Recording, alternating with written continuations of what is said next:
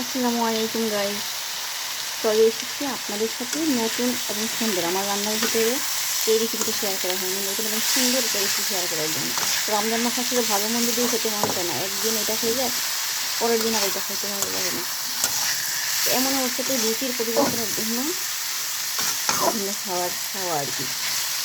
সব কিছুতে যেহেতু শেয়ার করা হয়, ভালো শেয়ার করবে, নর্মালটাও শেয়ার করতে হবে, মিডিয়াতে ভেজিটেবল শেয়ার করবে, ভাজিও শেয়ার করতে হবে, সব কিছুই শেয়ার করা।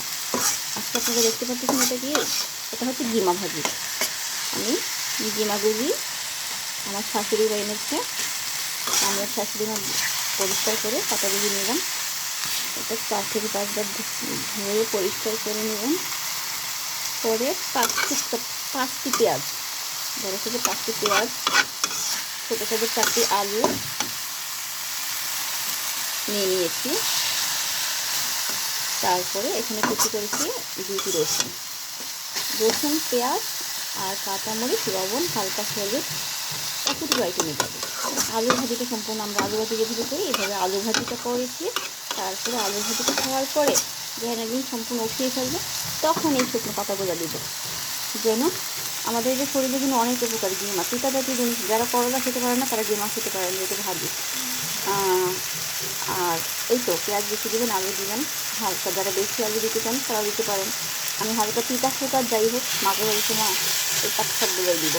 মা বলেছিল যে অর্ধেক পাতা দিয়ে দিবে, বলছি না মা তিতা তো স্বাস্থ্যের জন্য খাই, আজকে এটা খাইলে কালকে তো আর এই ভাজিটা আবার পাতা রান্না করতে ভালো লাগবে না। আজকে রান্না করবো মিষ্টি অল্প একটু হয়ে যায়, মিষ্টি যত বেশি যায় মিষ্টি অল্প একটু হয়ে যায়। এই তো শুকনো মরিচ ভাজা আর গরম ভাতের সাথে এই ভাজি খেতে অনেক সুস্বাদু লাগে। এখানে দিয়ে দিয়েছি 3টি কাঁচামরিচ। কাঁচামরিচটাকে দিয়ে এভাবে কাঁচামরিচটাকে দিয়ে মুছিয়ে ফেলবেন। তারপর আর বেশি সময় দেবো না, আর এমনি বেশি নাড়াচাড়া করবে, এটা হয়ে যাবে। আল্লাহ হাফেজ। আসসালামু আলাইকুম।